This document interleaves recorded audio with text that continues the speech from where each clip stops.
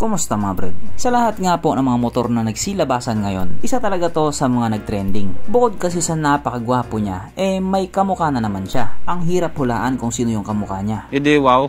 De joke lang. Syempre, kitang-kita naman talaga na kamukha niya yung Yamaha MIUI or yung M3. Pero bukod nga po sa Yamaha MIUI, yung headlight niya kamukha din po ng Honda Click 125. Ano ang senyo? Natamimi kayo.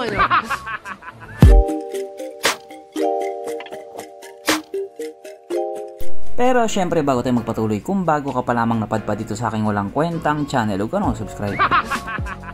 So yun na nga, tuloy na nga pong nilabas ni Euromotor ang kanilang panibagong scooter or poging scooter, ang Euro Easy 125. Kung sa bigla ang tingin nga po, lalo pa pag nakatagilid, aakalain mo talaga na Yamaha MIUI ito. Kasi nga magkahawig talaga silang dalawa. Siguro dito kinopya yung MIUI.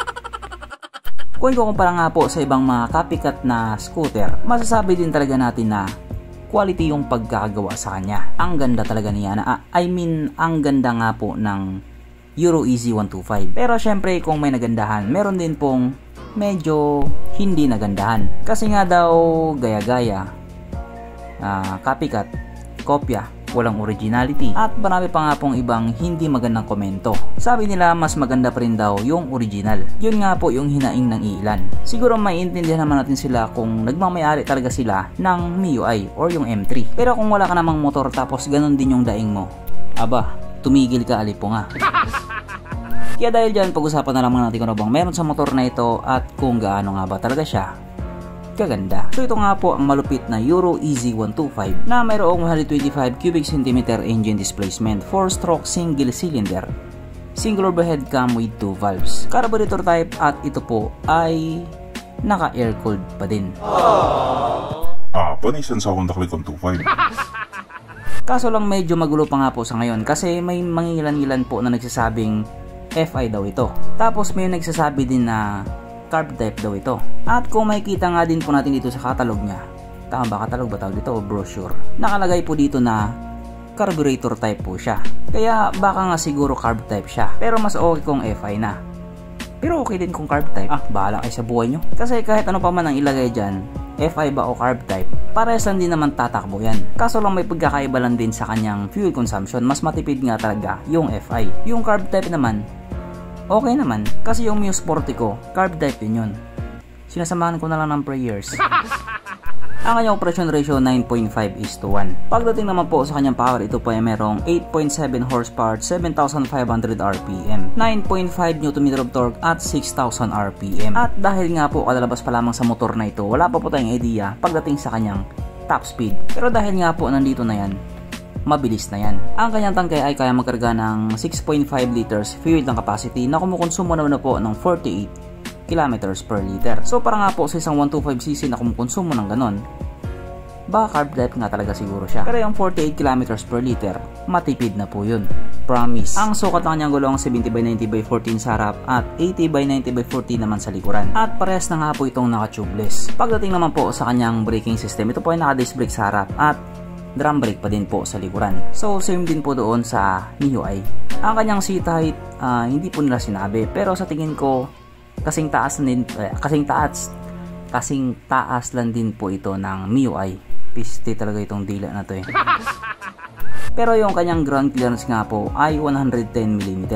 At ang motor nga po na ito ay may kabuuang bigat na 95 kg. So para nga po sa isang 125cc na scooter, sakto lang din yung bigat niya. Mapunta naman po tayo sa iba pa niya mga features. So ang ilaw nga po sa motor na ito, naka full LED na po. At katulad nga po na sinabi ko kanina, yung headlight niya para may pagkahawig doon sa Honda Click 125. Tapos yung katawan naman niya sa MIUI. Pero kahit nga po ganun, ang gandang kombinasyon. Sabi pa nga ng iba, mas gwapo pa daw to sa MIUI. Ang kanyang gauge panel nga po, ito ay naka-digital na. Yung sa MIUI kasi naka-analog lang. Lamang na naman siya. Kaso lang hindi pa po ito nakakiles. Disusi pa din po yung gamit-gamit niya. Pero wala naman pong problema doon. Okay na okay lang naman yun. At syempre present nga din po sa motor na ito ang kanyang USB charging port. Na para kahit saan ka nga po magpunta, hindi ka na mangangamba na baka malubat yung cellphone mo kasi nga manonood ka pa ng Cornhub. At kung mapapansin nga po natin, meron pa din po siyang kickstart na siya nga pong palaging hinahanap ng mga taong walang pambili. Pero dito may pambili ka man o wala, alam kong hinahanap mo rin to. Sapagkat nandito na nga po tayo sa exciting na part, ang kanyang mga suspension. So sa harapang bahagi nga po ito ay ginamitan ng telescopic fork. At sa likuran naman ito po ay gumagamit ng single shock absorber na ayon nga po sa mga taong nakagamit sa motor na ito, maganda ang bounce.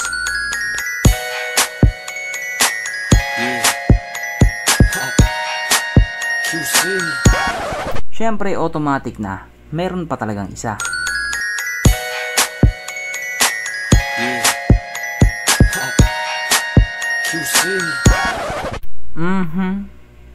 Panigurado, wala na namang nalungkot. At dahil wala nga po nalungkot, alamin na po natin kung present nga ba sa motor na ito yung tatlong pinaka-importanting features. So una na nga po dito ang kanyang lagayan ng stallion. At good news mga brad, meron siyang ganon, meron siyang lagayan ng stallion. Pangalawa, meron din po siyang sabitan ng pulutan. At oras na nga po para sa ating Red Horse check ang pinaka-importanting feature sa isang motor. At ayon nga po sa aking masusing pag-aanalisa, ang motor na ito ay kaya magkarga ng 2 kahong Red Horse.